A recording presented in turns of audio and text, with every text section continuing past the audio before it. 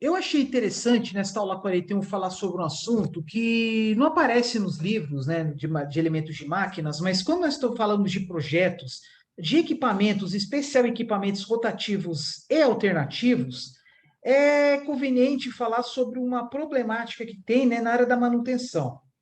Quando, por exemplo, fala sobre qualquer elemento rotativo, é conveniente falar sobre o conceito de balanceamento, tá? Que nada mais é do que um processo onde permite que o elemento rotativo ele rotacione de uma forma assim menos irregular possível. Tanto que é necessário, né, e fundamental de vez em quando levar um carro para fazer manutenção a cada pelo menos 5.000 quilômetros, vai depender das condições de uso, levar os pneus para balancear, onde o carro ele é suspenso, retira-se as rodas, leva numa máquina de balanceamento e eventualmente coloca aquelas pastilhas de chumbo, né? E quando falo em balanceamento, eu também falo, por exemplo, vamos supor aí, às vezes vocês veem até vídeo no YouTube, de rotor de pá quebrado de ventilador. Então, por exemplo, tem lá o rotor com 6 pás. Aí quebra um, fica 5. Aí o cara arranca por completo, né? Que às vezes lá começa a trincar, coloca massa tipo Durepox, ou coloca uma cola instantânea, não funciona, né? Porque exige-se demais, né, do rotor de ventilador, uma alta rotação, então nem sempre, né, colas instantâneas ou massas suportam, né? Mas mesmo que suporte, se colocar massa, o que vai acontecer? Vai aumentar a massa da pá e aí vai girar com grande desbalanceamento, aumentando o barulho, aumentando a longo prazo o desgaste no eixo. Então, às vezes acontece, por exemplo, começa a gerar uma trinca, por algum motivo, às vezes a pessoa viu e, opa, eu vi, pode acontecer algum problema, melhor já prevenir. Colocou cola instantânea, não deu certo.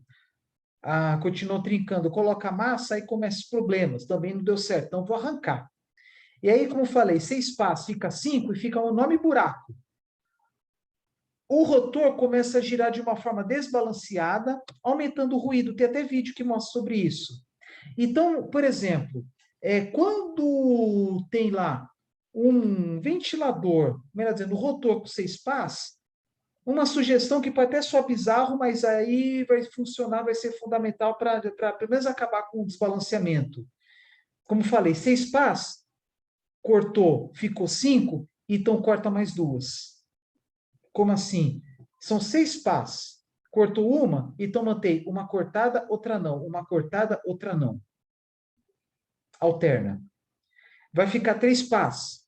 Mas aí pode até diminuir o trabalho, a eficiência, até aumentar menos, mas vai diminuir o desbalanceamento. Porque o balanceamento nada mais é do que o equilíbrio das massas numa estrutura rotativa. Tá? Eu falei em equilíbrio das massas em um elemento, em um sistema mecânico não rotativo, quando estava referindo à manutenção onde é necessária a troca de válvulas ou de pistões, quando, por exemplo, acontece lá de arrebentar corredentada. Arrebenta corredentada, as válvulas de admissão e de escape correm um grande risco de bater, chocar com os cilindros, e aí amassa os cilindros, amassa as válvulas, tendo que substituí-los.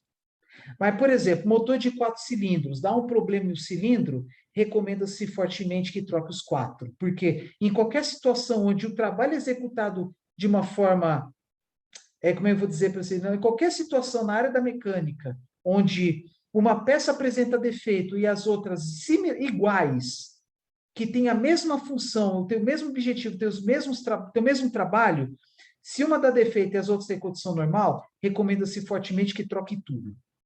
Por quê? Porque dá pau num cilindro, às vezes você pega um cilindro de outro fornecedor, às vezes esse cilindro de outro fornecedor, podendo até ser mesmo da mesma fábrica. A massa do cilindro novo, a massa, né, em quilos, em gramas, ela está fora daquela tolerância, isto é, a massa é bem diferente das que já estavam lá, das já existentes. Porque pistão, ele foi feito assim não para gerar desgaste. Não é que nem um amortecedor que preventivamente é bom trocar. É igual aquela história, né? Deu problema no amortecedor, já troca o da lateral. Ah, deu pau o amortecedor frontal da esquerda, então troca o frontal da direita. Né? Ah, deu pau da traseira direita, então troca a traseira esquerda. Pelo menos, né? Porque há quem diz que se der pau em um, é bom trocar os outros três. Eu confesso que eu não faço isso. Eu troco, se der problema em um, como já aconteceu comigo, dá pau em um, né? Que é vazar óleo do amortecedor, já troco o outro similar, né? Igual, melhor dizendo, paralelo ao lado, né? Agora, no pistão é algo mais radical. Válvulas, então, nem se fala, né? Tem veículos aí de 16 válvulas, 12 válvulas. Se amassar uma, tem que trocar tudo. Por causa como esse trabalho em conjunto, de uma forma mútua, se um for mais pesado que o outro, um vai responder de uma forma diferente. E vai ter o quê? Uma desproporção das cargas. Isso que eu estou falando de cilindros e válvulas. E eu acabei falando de amortecedores também, que não tem nada a ver com energia, com energia rotativa, como falei no começo, né, que é o foco desta aula aqui. Então, balanceamento nada mais é do que permitir aí um total equilíbrio das massas em um elemento rotativo, que pode ser uma roda, uma polia, uma engrenagem, rotores em geral, né? Pode ser rotor de ventilador, mas também pode ser as pás de um gerador eólico. Que no final dessa aula eu vou mostrar pelo menos um link de um vídeo sobre projeto e montagem de um gerador eólico. Tá? Aí vocês estão vendo as figuras aqui atrás que eu vou compartilhar agora, que é o quê? O que faz, né, quando ocorre aí um desalinhamento ou desbalanceamento. Acabei falando só de balanceamento, né? Mas o que é alinhamento? Como o próprio nome diz, é permitir que o trabalho, né, algum elemento de máquina, seja trabalhado, né, digamos, numa linha. Por exemplo, no carro, né? Você está dirigindo, o carro tende para a esquerda, tende para a direita. Mas por quê? Porque está desalinhado. Ah, por que para estar desalinhado? Porque tem uma irregularidade, né, nas rodas, nos eixos, e que acaba indo para o lado e para o outro. Existe outro serviço na mecânica automotiva além do alinhamento e balanceamento, esses são os mais comuns, relativamente baratos, né? Você leva numa oficina para fazer os dois serviços, para balancear 4 rodas e alinhar, paga, sei lá, entre 100 e 150 reais, dependendo do lugar. Que é um custo muito mais baixo do que as consequências que podem gerar decorrente à falta de alinhamento e falta de balanceamento. Consequências da falta de balanceamento. Troca prematura de pneu. Por quê? Porque quando está desbalanceado, ele está uma massa desproporcional ou leves amassamentos pontuais. Aí, com leves amassamentos, ocorrem desgastes localizados. Tá? E no caso de pá de ventilador, exemplo que eu dei agora, gerador eólico, onde pode acontecer um projeto mal feito, as pás estavam com massas um pouco diferentes, vai ocorrer o quê? Uma descarga maior uma distribuição irregular de carga, né? E com isso podendo gerar desgaste nos eixos, nos mancais, buchas, rolamentos, etc. Tá? Rodando-se de forma irregular, digamos. Tá? Tendendo a ser uma rotação um pouco excêntrica. Então, vamos lá. Alinhamento mecânico tem a finalidade de garantir o bom funcionamento do sistema mecânico de forma linear como dos veículos, tá? Eu falo assim nos veículos, por quê? Porque veículo, carro leve, ele não trabalha no trilho, tá? Então, é necessário prestar atenção nisso, na questão do alinhamento. E até mesmo em veículos ferroviários, veículos com trilho, né? Porque se um veículo estiver desalinhado, ele vai descarregar toda a força de lado do trilho, desgastando prematuramente o trilho e as rodas. Em acoplamentos, o intuito é manter as suas faces sempre com a mesma distância, a apresentação das figuras estão aqui atrás, em qualquer ponto e no mesmo plano. Isso garante o bom funcionamento dos equipamentos rotativos, eliminando vibrações, aquecimento e aumentando a durabilidade dos componentes. Bom, já tinha falado anteriormente, né, sobre as necessidades de manutenção e acoplamentos, e uma das formas é colocando lá dois equipamentos, né, que emitem sensores, tem sensores, né, raio laser e tal, para verificar se estão alinhados, tanto o eixo parado quanto em movimento. Aí coloca esses equipamentos aí num acoplamento. Aí vocês estão vendo, pode ter desalinhamento radial, né, um desalinhamento angular, ou desalinhamento axial quando estiverem muito afastados. E aí pode colocar sensores, relógio indicador, por exemplo, um eixo parado e outro em movimento, e aí verifica, né? Esse é bem interessante, né? Você vai colocar, tem o eixo com flanges soltos, aí você gira de um lado, se o relógio indicador alterar muito o ponteiro, é sinal que está tendo o quê? Um desbalanceamento. Aí vai ter que trabalhar com a flange, às vezes até usinar a flange, se for o caso. Tá? Mas também pode dar problema quando falo assim, falo usinar a flange, mas também pode ter o quê? Um desbalanceamento do eixo. Por algum motivo o eixo não tá trabalhando meio excêntrico. Isso não pode acontecer. Então você pode colocar aqui um relógio indicador, né? Régua, que desde que encoste os dois lados, né? E aqui fala alinhamento angular também, né? Você vai girando e verifica se vai ter aí uma alteração do ponteiro, né? Decorrente aí uma alteração do ângulo. Aí você vai ter que mexer direto do outro lado dos eixos, verificar se algum problema de balanceamento e alinhamento do motor elétrico, por exemplo, ou do rotor, da bomba d'água, ou os dois equipamentos estão mal posicionados. É a mesma coisa, por exemplo, né, quando a gente coloca a cadeira no piso azulejado. Às vezes, devido à má montagem do azulejo, às vezes a cadeira fica torta. É a mesma coisa, por exemplo, da bomba e do motor elétrico. Nesse exemplo que eu dei, às vezes está num local assim, piso desalinhado. E aí vai acontecer desalinhamento do eixo, do acoplamento, de qualquer coisa. É uma foto bem simples, né? De como é que é o alinhamento dos carros, né? Uma oficina, né? Coloca um componente aí, um equipamento em cada roda e que emite aí um raio laser e tal, e do outro lado tem tipo um computador, né? Para constatar que ocorre aí um pequeno desalinhamento, geralmente angular, enfim. O intuito aqui não é entrar em detalhes, né? Mas o alinhamento serve para isso, né? Para, como falei, evitar que o carro vá naturalmente para um lado ou para o outro, a não ser que a própria pista esteja mal feita, esteja torta, né? Como às vezes acontece. Aí, ó, estudos, né, de alinhamento de eixos, né? Como, por exemplo, na foto de baixo, o acoplamento é bem grande em comparação ao comprimento dos dois eixos, né, tanto de um lado quanto do outro, então a tendência de desalinhamento é muito pequena.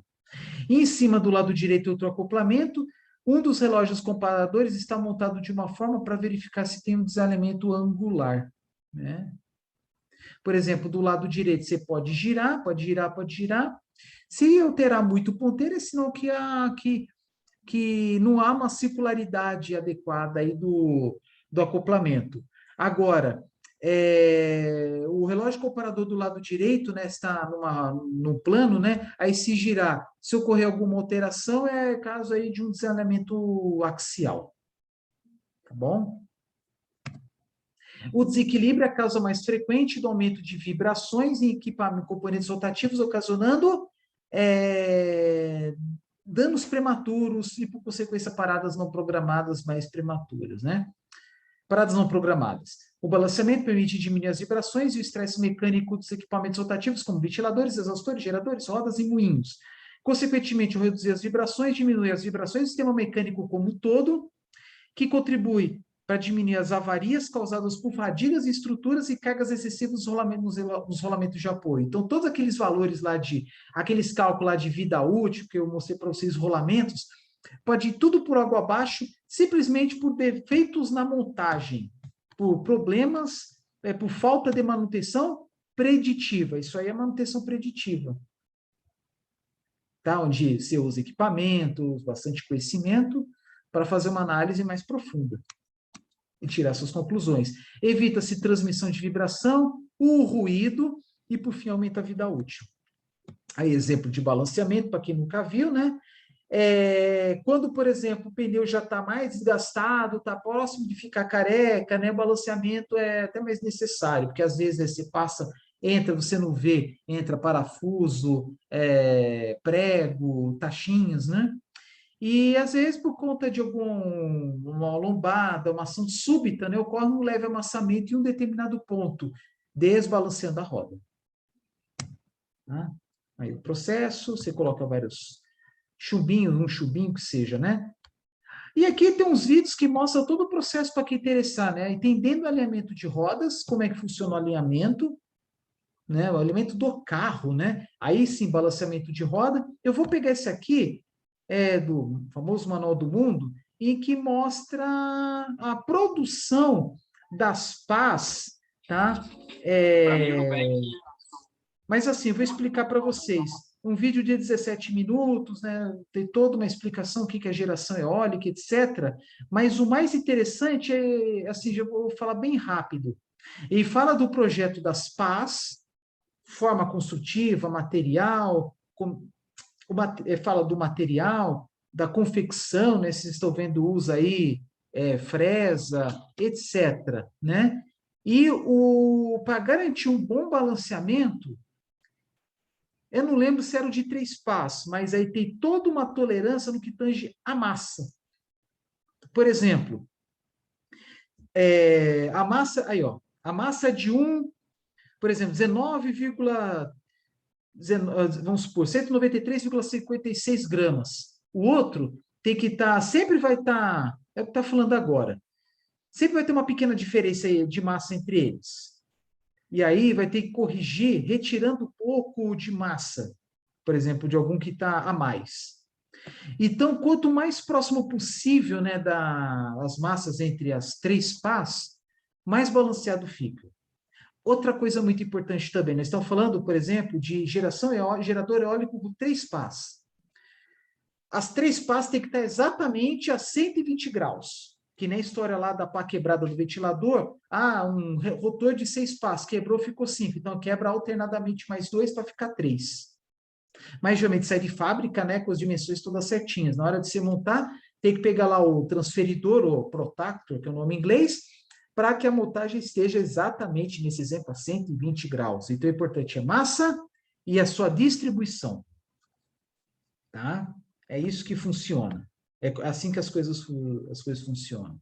Aí está falando aí, né, de aquecer a pá para aquela molde, né, porque tem um formato, né, para ter um bom ângulo de ataque, para ter uma maior eficiência aerodinâmica. Não é o intuito aqui dessa disciplina.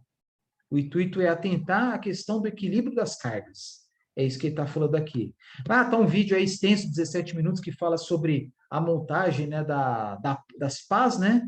Quer dizer, a confecção das pás, aí depois fala da montagem. É isso, tá? Depois vocês veem. Não, o vídeo fica longo demais. Eu prometi um vídeo anterior que ia ser um vídeo curto, porque o assunto ele é mais restrito. Olha o exemplo que eu falei lá do ventilador de 5 pás. 5 pás não vai funcionar, vai ficar gerando ruído, vibração, então recomenda cortar as duas restantes, como falei agora há pouco. É um vídeo mais longo, não vou abrir, tá? É isso que eu queria comentar com vocês, tá? O próximo vídeo é sobre lubrificação, que embora seja um assunto um pouco mais extenso, mas muita coisa eu já falei, né, sobre lubrificação em elementos anteriores, né? Então, pode soar meio repetitivo, né, mas só para mostrar a importância desse último assunto dessa disciplina, tá? Um grande abraço, até daqui a pouco.